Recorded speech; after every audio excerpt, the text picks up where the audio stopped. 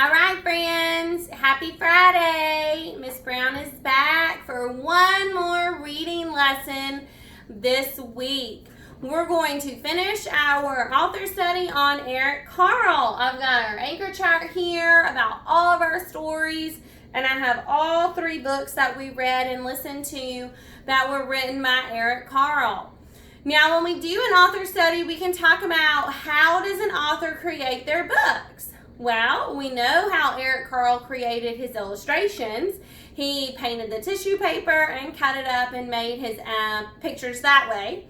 And then we also know that he likes to create his books for children. He likes to use animals as his characters, and he also likes to have lessons and things that he can teach you about.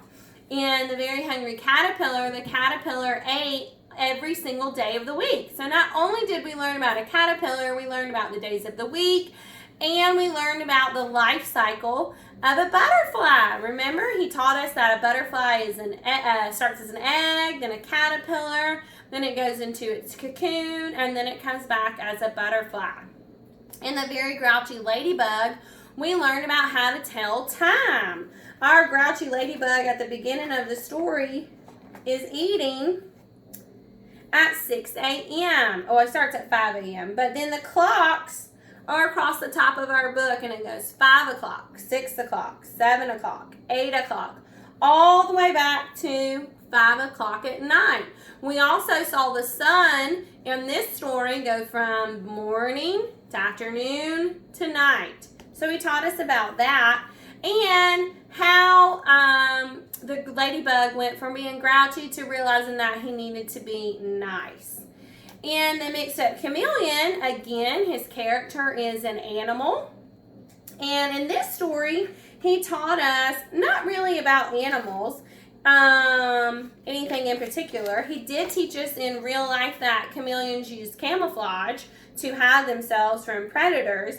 But his real lesson in this story was that it's okay to like yourself and that you are special. But I do want you to notice, because I don't know if you did, he did kind of try to make us a rainbow here to teach us about all of the colors that we use in kindergarten. So we did also kind of learn about our colors because each of our animals are a different color. So when you look at works by an author, there's usually a connecting theme, or they create their pictures the same way. And since Eric Carle is both the author and the illustrator, he was able to connect his pictures and by making them all the same way, and he was able to connect the themes by using animals and trying to teach you something as well.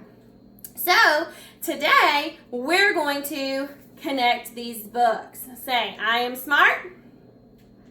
I can make text, remember our text is the book, text to text connections. I can make text to text connections.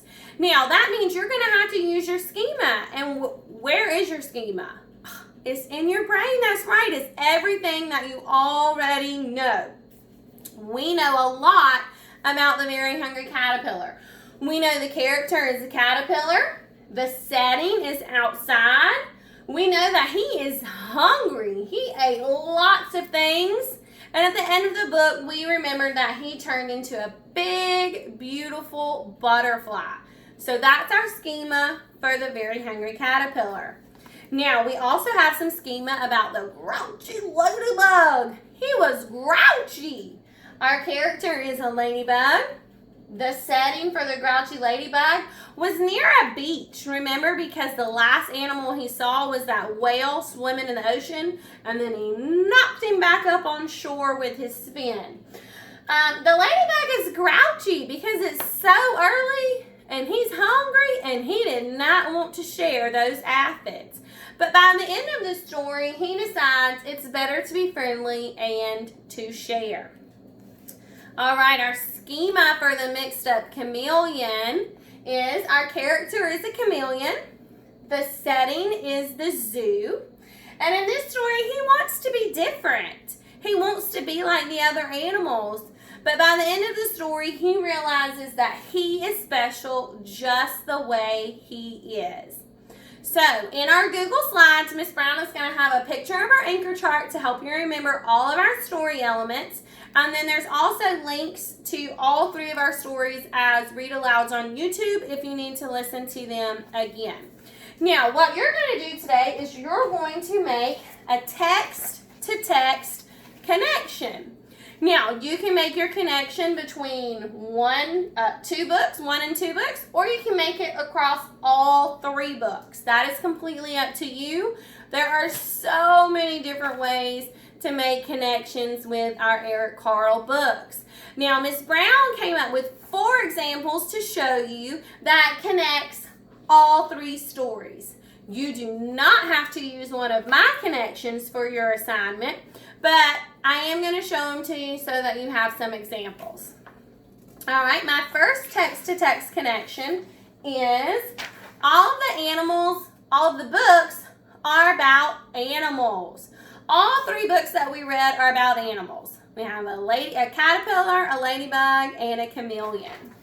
Another text-to-text connection that Miss Brown noticed, all 3 of our books begin on a leaf. The caterpillar started on a leaf as an egg. The grouchy ladybug started on a leaf trying to eat breakfast. And the chameleon was hiding himself on a green leaf at the beginning of his book. Another text-to-text connection for all 3 books is all 3 of our animals are hungry. All of them were hungry. The caterpillar, he ate all kinds of food. The grouchy ladybug wanted to eat those aphids on the leaf, and that chameleon just wanted to catch a fly. He thought that if he changed into other animals, he might be able to catch the fly better, but he realized by being himself, he could catch his fly. The last text-to-text connection that Miss Brown made for all 3 stories is that all the animals change in their story. All right, the caterpillar becomes a butterfly, the grouchy ladybug becomes friendly, and the mixed-up chameleon changes back to himself because he realizes he's special.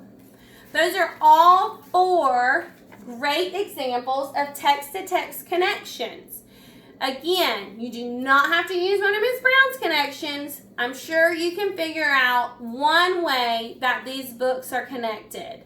If you want to use one of mine for an idea, go ahead and do it. All right? That's going to finish us up with Eric Carle. We read 3 great stories with 3 great characters, and we learned a lot.